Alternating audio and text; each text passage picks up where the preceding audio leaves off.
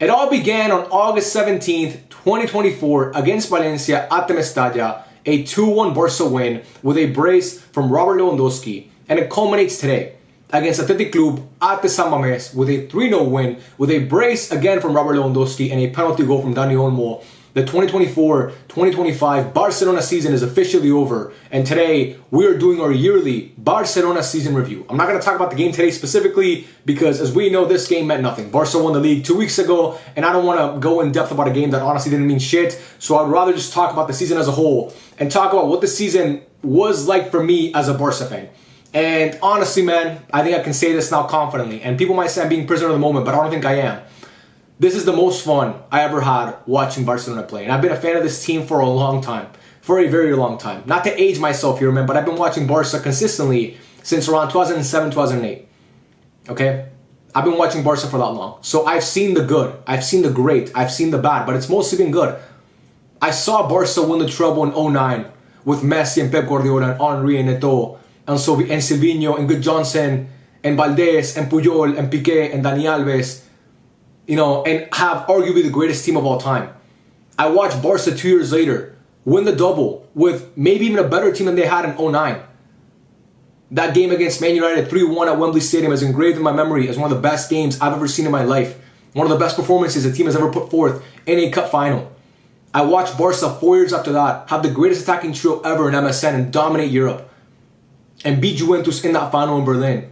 I watched Barca 4 years after that not have nearly as good a team as they had in 2015, 2011, or 2009, but Messi at the peak of his powers, single-handedly carrying the team and every single week leaving us speechless and mesmerized and just thinking, how the fuck can a player be this good? I watched all that, okay? So as a Barca fan, I've had a lot of great moments, man. We're spoiled as Barca fans, man. We've seen so many great moments as fans of this club, but again, I think this season tops all of it because the football that Barca played this season was some of the most beautiful football I've ever seen, and it came from a coach that isn't really a Barca coach. Hansi Flick is not from La Masia. Hansi Flick is not from Catalunya. He's not like Luis Enrique. He didn't spend time at Barcelona. He's not like Pep Guardiola. He didn't spend time at Barcelona. He's not like Xavi. He didn't spend time at Barcelona. Hansi Flick was coaching Bayern Munich and then coached the German national team and was an assistant under Joachim Löw.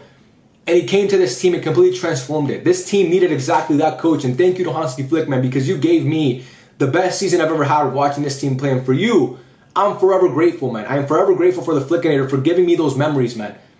And, you know, this team, we saw how quickly it transformed with one guy, man. And I don't want to shit on Xavi because he was a great servant to this club. Xavi took over at a time when Barca were going through a really, really dark period. Quique Setién, Ronald Koeman, the football was shit. Barca looked like they were going to be in no man's land. Barca looked like they were going to turn into the next AC Milan or the next Man United, a giant club that was just going to be in the shadows. And Xavi didn't allow it to happen. He came in and brought up guys like Lamine Yamal and brought up guys like Paco Warsi and brought up guys like Fermin Lopez and, you know, Gavi and instilled confidence in guys like Pedri and Araujo and all these guys, and it propelled Barca to win a league title and win a Super Cup. So I want to be thankful for Xavi, but you see how good this team was. Like, we saw the potential this team had with a great coach, because this team is the same team that Xavi had except for one guy in Dani Olmo. So Hansi Flick, really, man, he's exactly what the doctor ordered for this team. And if I have to give this season a rating, because a lot of you guys are probably just waiting for my season rating and then you want to click off the video, but I warn you, if you click off this video now after I give my season rating, you're going to miss out on probably a very weird sexual analogy later on in this video. So I wouldn't click off if I were you, but if you want to click off and you just want to listen to my season rating, that's fine. My season rating for Barcelona is a 9 out of 10. And I'll explain why it's a 9 out of 10 later in this video. But the highs we experienced as fans of this club this year were amazing. The win against Valladolid, that 7-0 win. The wins against Athletic Club and Montjuic, the second match week of the season. The wins against Red Star, the wins against Young Boys, the wins against Girona, a team that we couldn't even beat last season, by the way. Girona, I know they got worse this season, but still, beating Girona, beating fucking all these teams. But the moment that I knew this team was different, I think the moment that it all clicked for us as Barca fans, and we knew this team was not going to be like a Barca team from the past, was when Barca beat Bayern Munich at Montjuic. Because that, to me, I think was my most enjoyable win of the season as a fan.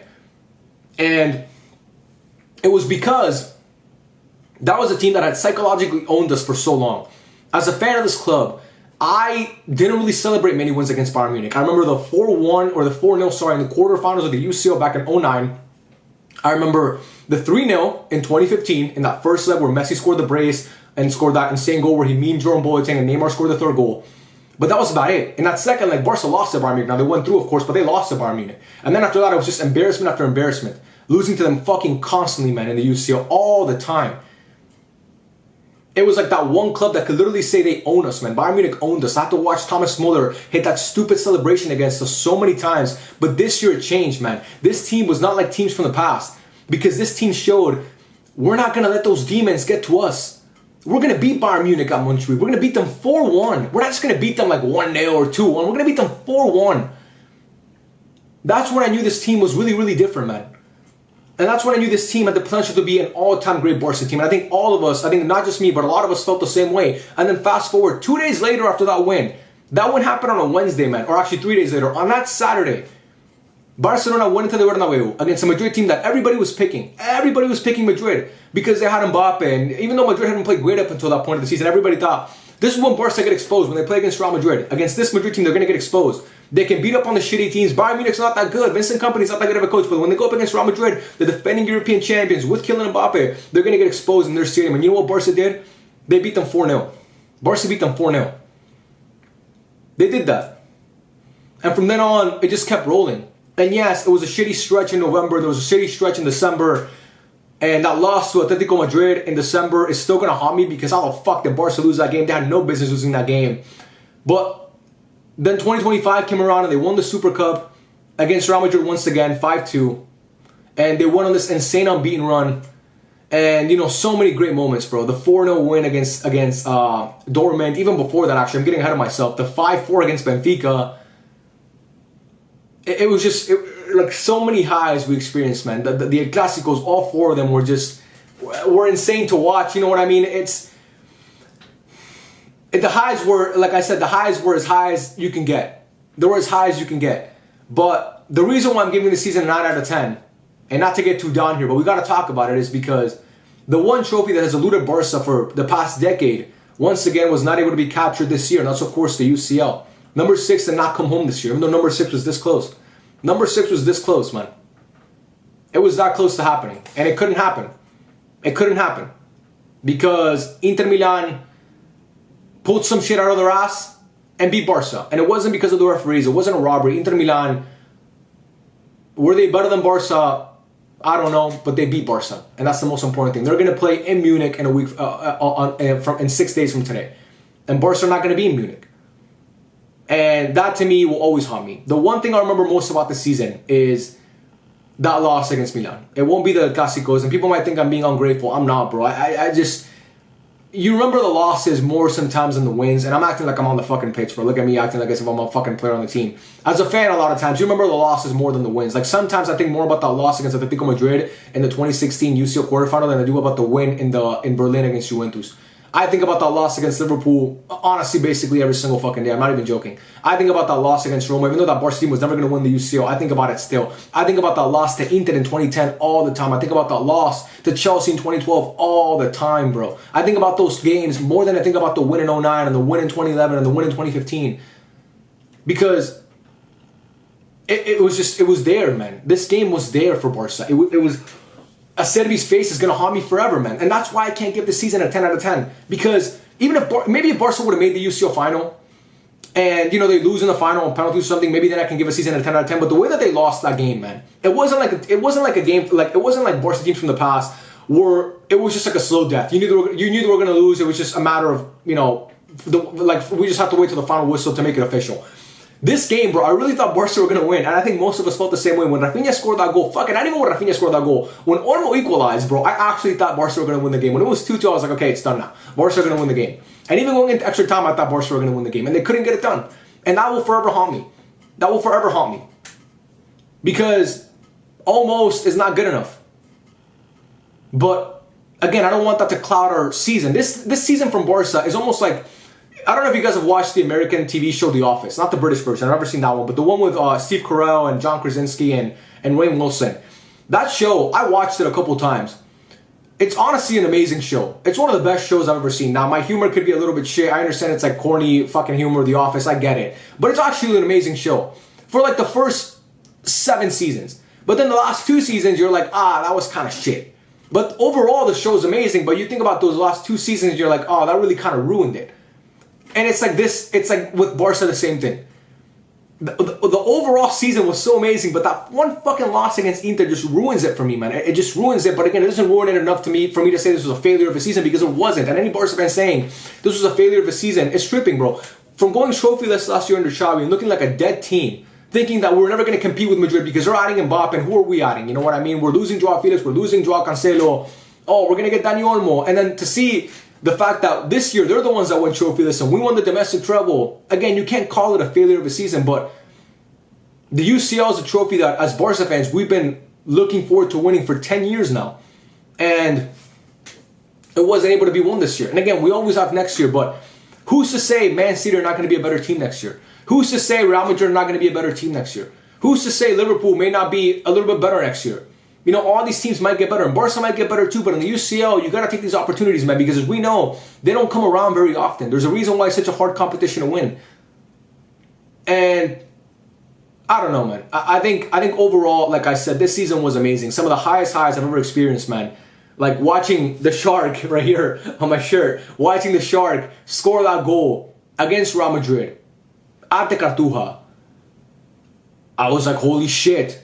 Watching Koundé score that goal at the Cartuja to win the game, I was like, oh my God, to beat Real Madrid in a Copa Rey final. I celebrated that like I've never celebrated a goal before. And then to watch Barca beat Real Madrid and to watch Barca beat all these teams, man. The second leg against Dortmund was an ass clencher for the ages, but we got it done anyway. You know what I mean? It wasn't like Barca teams from the past where they actually choked it. They won it.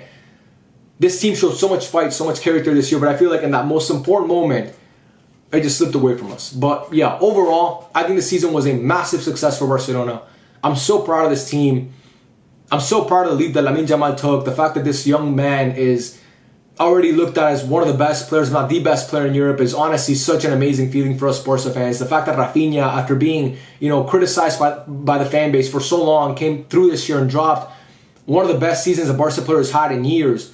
Robert Lewandowski, who I doubted and continue to doubt, I'm not denying that. To see him kind of bounce back this year, and today he scored a brace and almost won the Pichichi Award. Amazing. He would have won the Pichichi Award, by the way, if he stayed healthy. It was amazing to see Íñigo Martínez, who was a squad player for us, come into the team this year and do what he did. To watch Pau Cubarsí take this next step in his career and play the way that he did. To watch Alejandro Valde, who was shit last season under Xavi before he got injured, to see him this year become what we all thought he could be, which is one of the best fullbacks on the planet. To watch Jules Koundé play like the best right back in the world. It's not fucking Hakimi, it's Jules Koundé who's the best right back in the world. To see that. To watch Pedri have not his breakout season, because Pedri's been so good for so long, but to watch Pedri just take the world by storm in the fashion that he did. To watch Frankie de Jong, who was, again, had a really, really toxic relationship with the fans, to see him come back from injury and do what he did. I'm extremely grateful, man. I'm extremely proud. I'm extremely proud of Hansi Flick, and I'm extremely proud of this team, because they were not like Barca teams from the past. And I understand that as fans of big clubs, we can be spoiled at times, man. I'm sure if you're a Nottingham Forest fan watching this, or if you're a Las Palmas fan watching this, like, oh my God, bro, you haven't won the UCL in 10 years, cry about it. And I get it, man. We can sound like spoiled rich kids sometimes. Oh, I didn't get the new McLaren this year, I'm going to kill myself. You know what I mean? Like, and maybe not that dramatic, but that's how some of these people sound, And maybe I sound like that. Never driven a McLaren before, actually, so I don't know what that feels like. But anyway, my point is, like, we can sound like that sometimes. But, it's kind of when you're used to living a certain way of life, you expect things. And I think as Barca fans, we just expect to win the UCL because we've seen it before. We've seen it before. Like Man United fans right now, they're going through their worst time ever because they were so used to seeing success under Fergie, and in the past 10 years, it's been utter shit. You know what I mean? So that's why they're so upset with the state of the club. And I think it's the same for Barca fans, man. We're not upset. Like, obviously, we're nowhere near. I'm not comparing us to Man United, but I'm kind of putting it into perspective. When you're accustomed to success, it sucks to not see Barca get over that hump still, because I think this team was good enough to get over that hump. I really do believe that this Barca team was the best team in Europe. And by the way, I thought that back in 2010 when we lost to Inter again, when Barca lost to Inter in that semifinal. I thought that team was the best team in Europe. But it happens. But overall, it was a great season, a 9 out of 10 season for me, in my opinion, and it's a season I will never forget. I truly will never forget it. And I want to know what you guys think in the comments down below. By being harsh, how often do you think about that loss against Inter? I still haven't gotten over it. I don't think I'll ever get over it, to be completely honest with you. I know it sounds dramatic, but that loss, man, it's one that's going to hurt for a minute because Barca were so close. They were so close, but they just couldn't get it done. But yeah, those are my thoughts on Barcelona in 24-25. When I made my mid-season review, that was back in January when Barca were going through that terrible spell. I was like, oh my god, the season is over. Like it was so polarizing because the season had been so good, but then Barca had gone through that tough stretch where it looked like they were going to choke away the league. And now fast forward 5-6 months later, and Barca won the league, dare I say, comfortably, and they made it to a UCL semifinal and we're 2 minutes away from winning it. And all the other players, I forgot to shout out Ronald Araujo, who I understand has not the best relationship with the fans right now, but I'm not going to shit on Ronald. I'm not going to shit on any Barca player, honestly any football player for that matter. I don't like calling, I'm not going to sit here and call players names or any of that, but I do wish that Araujo could have done better there. But you know what, man, it happens. It's spilled milk. There's nothing we can do about it now. Now we can look forward to next season and really, we have so much to look forward to as fans, man. We have this great project. Hansi Flick is going to stay for a minute. I think he's under contract until 2027 now. So we'll have next season and another season after that. And I really do believe before Hansi Flick exits as Barca coach, he will be a UCL winner. But yeah, man, we'll see what happens in the future. I love every single one of you guys, man. Thank you so much for all the support. It's been surreal, man. The channel has grown so much over the past couple of days. I want to thank you guys, man, from the bottom of my heart. I really, really never take it for granted, bro. I really understand. I want you guys to understand that this support that you guys give me, I'm extremely blessed and I'm extremely humbled by it. And it's surreal to me, man. It's really surreal to me because I don't know. I really don't know, bro. It's 19K. We're just like, I hit 19K a couple days ago and now we're already at 19.3, and that's crazy, man. That's honestly insane. It's crazy. That's all I'm going to say. I love every single one of you guys, man. Thank you so much for watching. I'll see you guys in August, man. I'm gone until August. The season is over. I'm gone until August, until the first game. We'll see what happens. Obviously, I'm joking. That wasn't a funny joke, but I'll see you guys very soon. I don't know what video I'm going to post next, but there'll be a lot of content in the offseason. You can be sure about that. And yeah, man, I love every single one of you guys. Thank you so much for watching, and I'll catch you guys on the next one. Peace out.